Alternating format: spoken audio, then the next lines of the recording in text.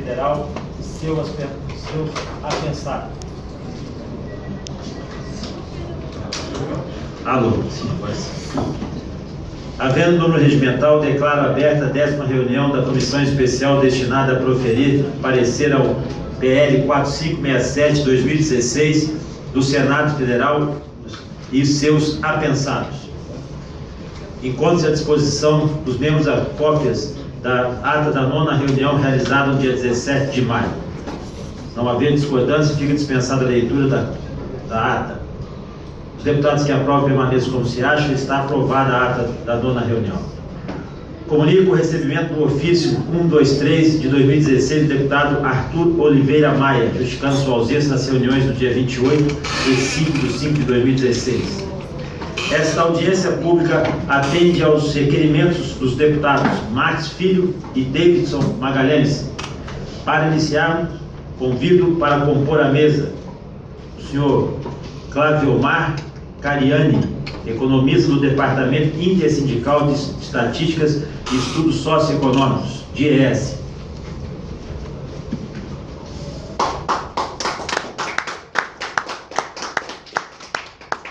Senhor Aloísio dos Santos Júnior, prefeito de Macaé e presidente da Organização dos Municípios Produtores de Petróleo, OMPEP.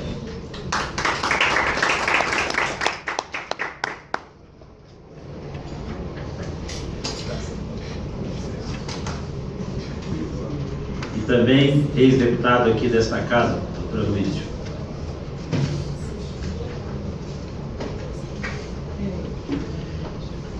Esclareço aos senhores parlamentares e senhores expositores que a reunião está sendo transmitida ao vivo pela internet e sendo gravada para posterior transcrição. Por isso solicito que ao falarem, digam ao microfone, identifiquem-se. Cada um dos palestrantes disporá de 20 minutos, não podendo haver apartes.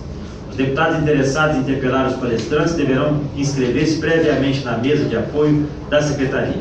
As perguntas serão feitas ao final das apresentações e deverão restringir-se ao assunto das exposições, formuladas no prazo de 3 minutos, dispondo os palestrantes de igual tempo para a resposta. Aos deputados é facultados a réplica e a tréplica pelo mesmo prazo. Feito esses esclarecimentos, damos início ao trabalho da audiência. Concedo a palavra ao Claviomar Cariani, economista do Departamento Intersindical de Estatística do Estudo DIEESE. Dispõe de 20 minutos para a sua manifestação. Muito obrigado.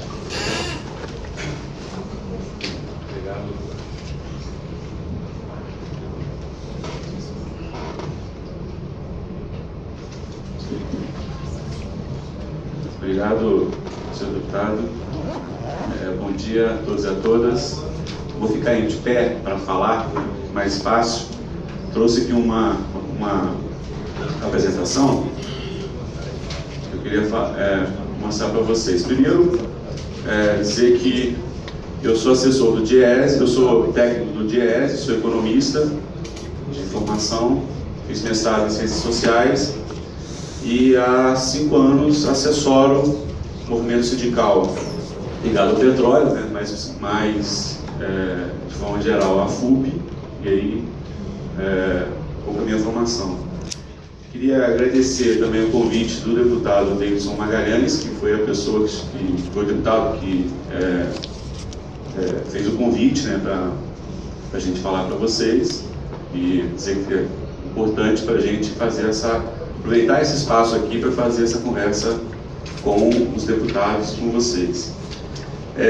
E também falar que eu estou aqui junto, né, como eu sou um técnico que acompanha o movimento sindical petroleiro e a FUP está aqui presente, né, de uma maneira interessante a entidades do movimento sindical petroleiro, além da FUP, né, aqui na pessoa do Moraes, a EPET e também a FNP, né, são outras entidades que representam trabalhadores no setor de petróleo, que estão presentes também aqui nessa audiência. A gente tem participado dessas audiências, né, sempre, e mais uma vez estão presentes. E antes de começar também a minha apresentação, chamar a atenção, e aí dos deputados que dizer que é uma situação muito positiva da Câmara, dessa comissão, promover os debates, uma coisa que a gente sentiu falta quando esse projeto, o PL 531, passou pelo Senado. A gente sentiu uma falta de um maior debate lá no Senado em relação ao projeto. Ele passou de forma muito rápida, né?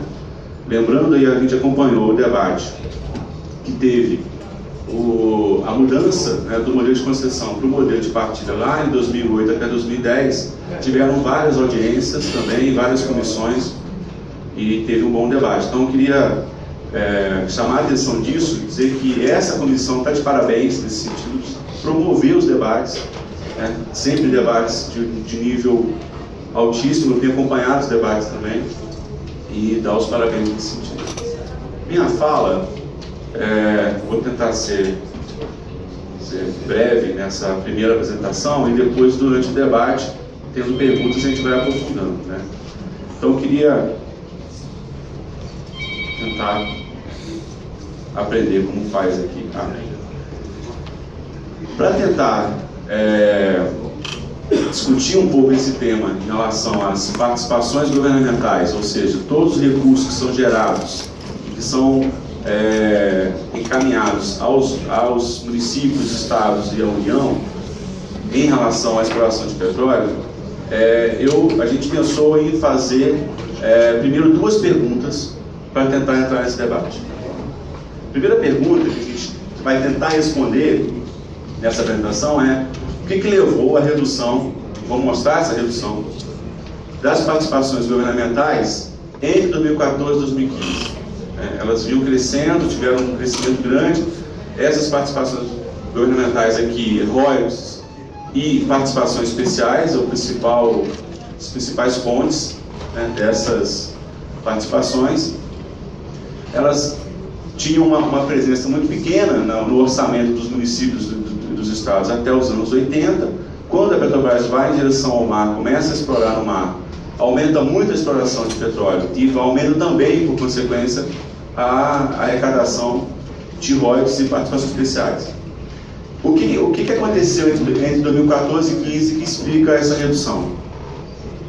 A segunda pergunta, que a gente vai tentar também responder, e aí é o debate, o centro do debate aqui nessa comissão, se o modelo de partilha de produção e se a Petrobras é operadora única ou não no pré-sal, se isso gera ou não mais participações governamentais.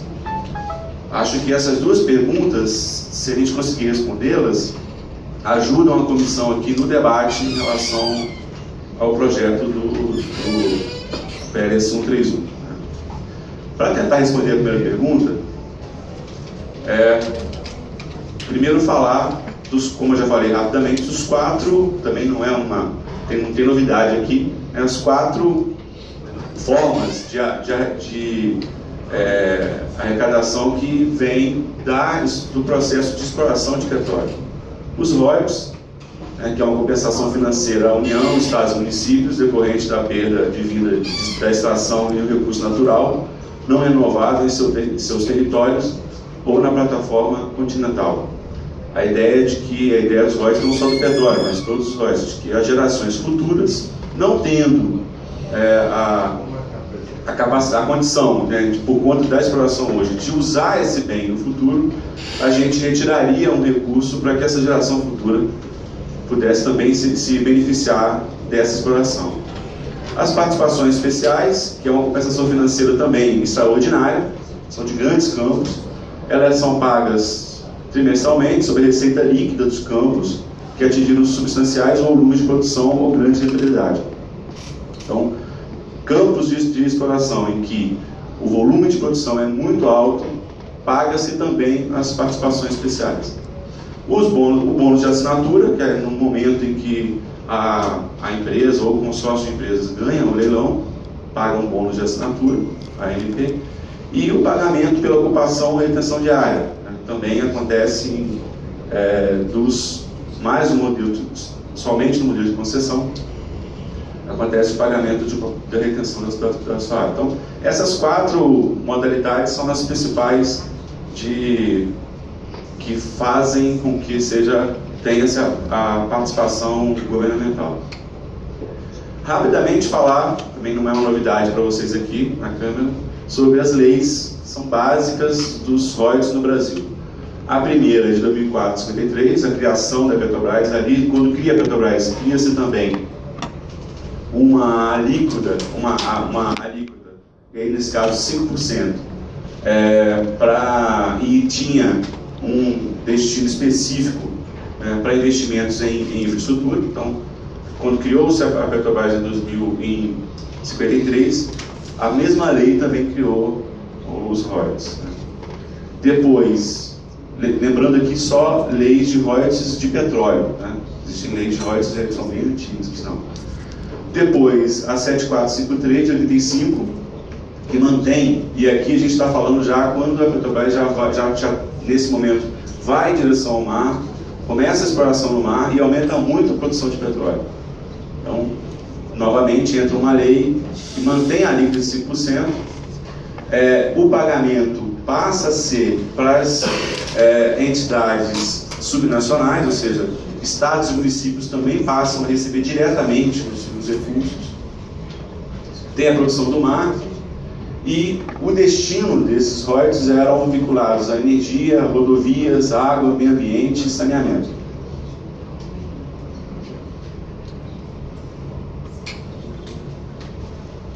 Depois, em 89, a 7899, uma outra lei, que ainda mantém a alíquota de 5% e passa aí sim a fazer o pagamento diretamente dos municípios, né? E aí entra uma outra forma de você cobrar os royalties, um outro sentido, né? Um outro objetivo. O primeiro objetivo que eu falei é o objetivo de compensar a exploração hoje das gerações futuras, passa-se a partir de 89 a também considerar os efeitos que a exploração do petróleo traz, né? E aí no caso das embarcações, instalação de embarque e desembarque de petróleo. Por isso, Macaé, por exemplo, é um município que sofre os efeitos da exploração de petróleo. Então, além do município receber por conta da geração futura, e aí todo o país recebe, o município também recebe pelos efeitos. Isso acontece a partir de 89 nessa lei. A lei de 97, a 9478, que quebra o monopólio da Petrobras, cria a ANP, e aí, nesse momento, passa as alíquotas de 5% para até 10%. Então, há um aumento aqui da alíquota dos royalties, chega até 10%, e cria as participações especiais que eu já falei. Ultimamente, mais duas leis foram criadas. Eu não vou entrar em detalhes sobre elas aqui, porque acho que não são o foco do debate, a segunda sim, mas a primeira não, que é a 12734, de 2012, que determina as novas regras para distribuição dos royalties, seja uma lei de concessão ou uma lei de partido. Essa é uma lei que já passou pela Câmara, passou pelo Senado, foi vetada pelo governo Dilma e agora, nesse momento, ela está aguardando o julgamento do STF com a relatora Carmen Lúcia, a ministra Carmen Lúcia. É a lei que faz a distribuição entre os municípios e os estados que operam e os que não operam, né? Há uma maior distribuição dos recursos dos royalties aqui. A última lei é a 12858 de 2013, que destina, essa sim especifica qual seria o destino, né? O objetivo dessa lei é esse, que teria os royalties e as participações especiais, além disso 50% do Fundo Social, que foi criado com uma modelo de partilha, que destina os recursos para a educação e para a saúde.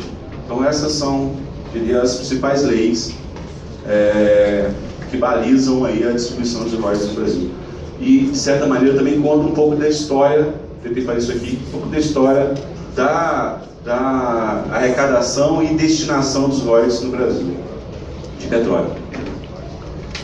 Essa tabela é pequenininha, né, tá, imagino que é ruim de enxergar, mas a ideia é de mostrar o que aconteceu entre 2014 e 2015, 2014 e 2015. A gente somou, com informações da ANP, somou todos os recursos que foram encaminhados para os municípios e para os estados, né?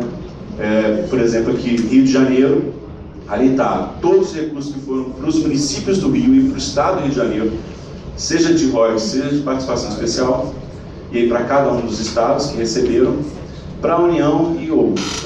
Então, em 2014, tivemos um total de 36 bilhões de recursos de royalties e participações especiais, e em 2015, esse valor de 36 cai para 24 bilhões, 24,4 bilhões. Houve uma redução de 32% da arrecadação de royalties de um ano para o outro. Além disso, o objetivo dessa tabela é chamar a atenção para essa redução da arrecadação, chamar a atenção para o formato, também está sendo discutido, como já falei naquela lei que destina os recursos para os estados e municípios. Há também uma certa concentração, 34%, 35% do total de recursos foram encaminhados para o Rio de Janeiro, para o estado e para os municípios do Rio de Janeiro. Então tem uma concentração, é uma outra característica. Também o Rio de Janeiro é o estado que mais produz petróleo. E aí tem a ver com o formato da distribuição. Essa redução de cerca de 32% da arrecadação dos royalties acontece por quais motivos? E aí tentar aqui, rapidamente, apresentar quais são esses 3 motivos. E eu estou chamando eles de mito, né? A ideia é tentar quebrar alguns mitos. O primeiro mito é que muito se fala dos efeitos da Operação Lava Jato sobre os royalties. Eu diria que, pegando até esse momento, tem na arrecadação dos royalties, na contabilidade dos royalties, eu diria que não tem nenhum efeito, pouquíssimo efeito, quase nenhum efeito em relação à participação dos royalties. Por quê? Porque para a gente calcular os royalties, a gente leva em consideração 3 fatores. O primeiro fator é a produção de petróleo. Eu não tenho uma luzinha aqui. Seria a produção de petróleo. O segundo fator é o preço de venda desse petróleo, o preço do barril de petróleo. E o terceiro fator é como os prefeitos dos estados e a União não gastam o recurso em dólar, ela tem que trocar o dólar por real. Então o câmbio também é um outro fator que também leva em consideração. Então são 3 fatores que levam em consideração quanto o volume de recursos para os royalties. Chamar a atenção que entre 14 e 15 o preço do petróleo cai 50%. Aqui eu estou usando como referência o preço médio que a ANP utiliza para fazer os cálculos dos royalties. Então, pegando essa informação, você tem uma queda de 50% do preço, o câmbio aumenta em 35% e a produção de petróleo no Brasil também aumentou 11% entre esse período, 14 e 15. Além disso, eu coloquei mais uma informação que é a produção da Petrobras aumentou em 2014 e 15 5% no Brasil. Vou chamar a atenção para o primeiro efeito. O efeito da Operação Lava Jato ainda não pode ser sentido na arrecadação das participações governamentais, seja royalties ou participação especial. Não houve uma redução da produção. Pelo contrário, a produção aumentou. Ou seja, a gente teria uma maior arrecadação de royalties nesse período. O que aconteceu e que foi o impacto para aquela redução de 32% em média foi a redução do preço do barril. O foco central é esse, a redução do preço do barril. E aí o efeito da Operação Lava Jato aparece de outra maneira. Depois o prefeito Luiz pode falar com mais propriedade os efeitos da Operação Lava Jato em relação aos investimentos, em relação a outros efeitos, mas não em relação aos royalties. Uma segunda questão é que a renda, chamar a atenção para isso também, todas as audiências anteriores mostraram isso. Eu quero reforçar isso aqui, sem, claro, desqualificar a importância do debate, mas diria que, e aí o pessoal da EPET, quando fez a apresentação também, o Coutinho chamou a atenção para isso, que a arrecadação de royalties, né, pensando na exploração de petróleo, a renda gerada, a arrecadação de royalties ou das participações governamentais em geral, não é o grande volume de recursos. Né? Pensar na exploração de petróleo, a gente tem que pensar em outras, por exemplo, na importância da soberania nacional, toda a parte de investimentos que tem a geração da riqueza que tem com a geração com os investimentos. Então, chamar atenção para isso. Tanto é que se você pega, eu peguei a informação, a última que eu tenho disponível é até o segundo trimestre de 2015, eu comparei o quanto a Petrobras pagou, né, de participações governamentais e impostos e contribuições, está nessa tabelinha aqui, que mostra que a Petrobras em 2013 chega a quase 98, 99 bilhões de recursos que ela paga de royalties, né, de contribuições, de participações governamentais e de impostos. Cerca de 70% disso é impostos e contribuições. O volume de recursos que a Petrobras, por exemplo, encaminha aos estados, municípios e à União é maior em impostos e contribuições do que em royalties ou participações especiais. Ela cai um pouquinho em 2014 para 95 bilhões e mantém essa proporção a 30 bilhões de participações governamentais e 65 bilhões de impostos e contribuições. E no segundo trimestre de 2015, aqui a informação é só a metade do ano, e mostra que houve uma queda grande na proporção, 10 bilhões de participações governamentais contra 46 bilhões de impostos e contribuições. Que pode ter alguns fatores, seja que recursos que a Petrobras pagou de impostos no primeiro semestre, talvez não pague no segundo, aí tem que esperar para ver a informação quando for publicada. Mas, de certa maneira, uma informação que já dá para perceber é que a Petrobras tem pago menos royalties e menos participações governamentais, porque, mesmo ela aumentando a produção, porque o preço do barril caiu. Então, a terceira questão que a gente chega na conclusão, tentar explicar essa queda da arrecadação dos royalties, é que a Petrobras fez sua parte, mantém a produção de petróleo, os repassos de recursos, participações governamentais, impostos, contribuições de estados e municípios. Para finalizar, tem 1 minuto, talvez eu estique um pouquinho mais, falar sobre o modelo de partilha de produção, parte da produção e a Petrobras como operadora única, né? Rapidamente, estou usando aqui uma tabela que o Paulão fez, da assessoria da Câmara, que faz essa comparação entre a arrecadação de participações governamentais nos 3 modelos que o Brasil hoje tem de exploração. Concessão, então o bônus de assinatura tem pagamento na concessão, não tem na cessão onerosa e tem na partilha. Os royalties, na concessão pode chegar até 10%, na cessão onerosa é 10% do valor da produção, e na partilha passa para 15%. Então há um aumento da participação dos royalties, o volume dos royalties na partilha. A participação especial na concessão pode chegar até 40% da receita líquida, de participação especial. Em média, estudos mostram que a gente tem que ficar em torno de 20% da participação especial. Cessão onerosa não tem participação especial e partilha também não tem participação especial, porque seria, no caso da partilha, o excedente em óleo, que aí é o percentual mínimo que é definido no edital. Aqui também uma tabela, também estou usando informação passada pelo Paulão, que acho interessante mostrar novamente para vocês o formato entre 2009 e 2014, de quanto foi a participações governamentais em outros países do mundo, mostrando aqui ainda o efeito do modelo de concessão. No Brasil, 56% de arrecadação, enquanto, por exemplo, a Noruega, que destacou 76%, né? No Brasil, poderia ter uma maior arrecadação, um maior volume de participações governamentais em outro modelo, que não é uma concessão, que é usado nesse momento. Aqui é um estudo também feito por 2 professores, né? O Rodrigo Serra e o Sérgio Gobetti, que tentam comparar, que é antes ainda, já no momento que a gente estava discutindo aqui na Câmara a criação ou não do modelo de partilha. Eles fizeram um estudo tentando mostrar qual seria a diferença entre o modelo de concessão e o modelo de partilha, levaram em consideração aqui, por exemplo, o custo de produção de 30 dólares aqui, ou 30 unidades de valor. A ideia aqui é interessante chamar a atenção, daqui a pouco, rapidamente, vou falar sobre isso também.